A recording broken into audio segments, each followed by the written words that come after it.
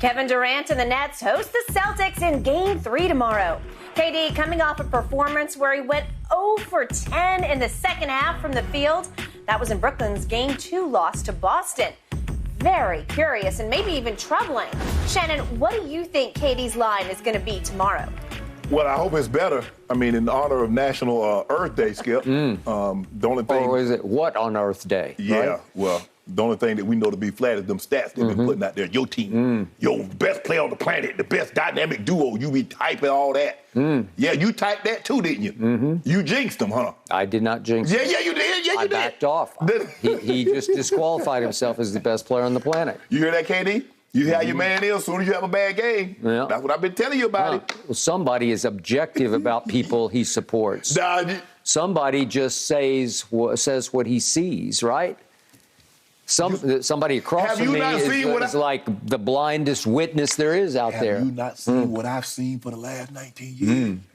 19 years? Yeah. Who are you talking about? You know what I'm talking about? We ain't talking about him. I'm going to say he has 28, 7, and 9. But it's not going to be that a typical efficient Kevin Durant that we used to seeing. He's going to probably get to the free throw line. The question is, Kevin, that was always my thing. Are they going to let him play? Are they going to keep letting him be in this physical? Because they're letting a lot of. I mean, if you watch the games, they've been letting these teams play a little bit. Yep. And I like it. I'm cool with that. So I still believe they're going to challenge him. They're going to get up into him. Two guys are going to always, if they're close by, try to contest him. When he turns his back, that second guy is coming to try to pick his pocket. But I still believe KD is going to win tonight. So I believe KD has tomorrow night. 28, 7, and 9. 28, 7, and 9. Yep. And you've got the Nets. I got the Nets. The game. Got the Nets. Unfortunately, I have the Celtics winning the game. I thought the Nets could win this series, but it is over and it is done. No, I know we already heard you say you like to reverse jinx on them, so we ain't buying it.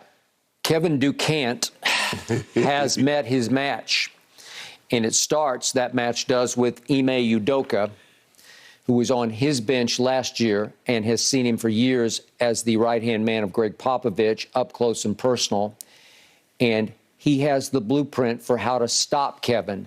Maybe in the past he has not had the firepower on defense to do it, but he does have now, and it starts with Jason Tatum. I applaud him. I laud Jason Tatum for giving up the offensive end to focus on Kevin on the defensive end and mirror his every move. Right. He has clearly studied everything that Kevin does. Right.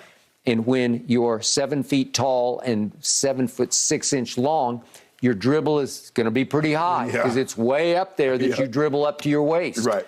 And they are getting hands on dribble and disrupting him. They are playing football, basketball. They're knocking him off his spots. They're knocking him so far toward his bench or the other bench that the lob passes that he gets from Kyrie are taking him all the way over to the sideline. Where he's so pressed up against the sideline, and then the double comes. It's probably Al Horford, and they are beating him up and beating the confidence out of him. Right. Where he has lost faith in everything that he does. Even as he goes up to shoot, he's not sure if they're going to tick the ball on the way up and knock it out of his hands. So he's been overwhelmed by the defense and overmatched by the defense. Right. And I have seen not a shred of evidence in games 1 or 2 that he can turn it around in game 3. I don't think it'll matter. It's not like they have the strongest home field advantage because they don't. Right. We've seen other teams go in there and take over that arena. Right. And I'm just afraid that he'll have another. My line's going to be just pretty close to what he had in game 2 because I believe he'll shoot 20 free throws again. And you know and I know he'll make at least 18. So I'll give him 18 or 20 free throws.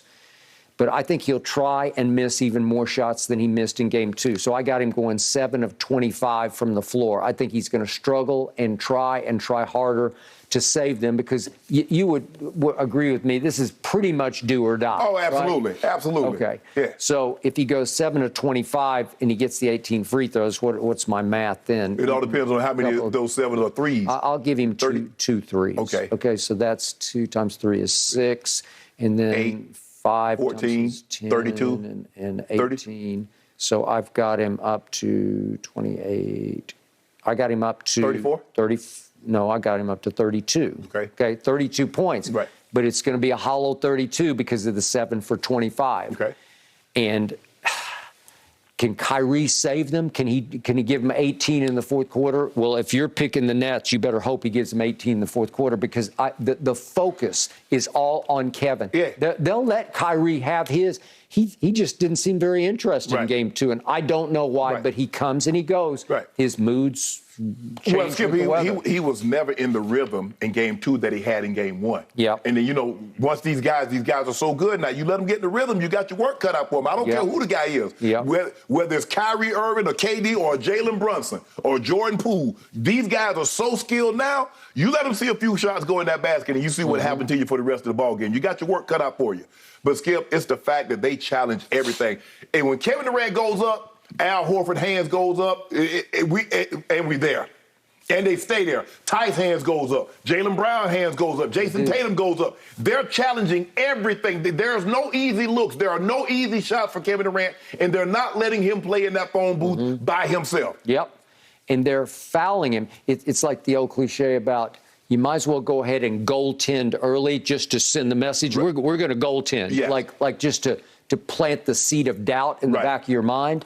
And these guys plant seeds of doubt in his mind all game long because they just attack him and they foul him, but they foul him up. Right. Because he's out of rhythm because of the physicality. I don't think he's ever felt the physicality like these guys are bringing. Nah, because Skip, nobody's had this many guys with this kind of length. No. You have 1 or 2 guys, but they got, you look at Al Horford that's starting. You look at Tice that comes in and replaces him, and you got 6'8", 6'7", Jaylen Brown and Jason Tatum. Skip, and then you got 6'4", 6'5", Marcus Smart, who's not as tall, but his body, the strength in which he plays with, that he's able to knock you off your spot. Yep. So they have got, and Grant Williams coming all of a sudden, Grant Williams. Oof. You're going to talk about a big body. Yes. Who can also stroke threes. He made 3 big threes that kept them barely afloat. Yep. Yeah, that got me. That shot me in the heart. And then you got little Pritchard coming up, Peyton Pritchard coming up the bench. Tough. He's tough. He's tough-minded, and he's fearless. And do not sleep on Robert Williams. They said he's traveling with the team. Right. Any of those scopes for cartilage tears, if it's not a big flap of cartilage that got torn, you can come back in a couple of weeks just fine. I've done it before. Or I don't think you need a brace. Seriously, if they just snip the flap off and there's still a bunch of cushion left on your cartilage, you can bounce right back. And they said they think he's on pace to be right back in. He might play some tonight. It would not shock me. If he does, man, that defense just got even better. Good night, Nets. All right, gentlemen, we've got to leave that one there for this morning. Great stuff, though. We need to get to a very spicy topic. Is Minnesota going to get some revenge against Memphis this weekend? It might be due, according to some fans. That's next.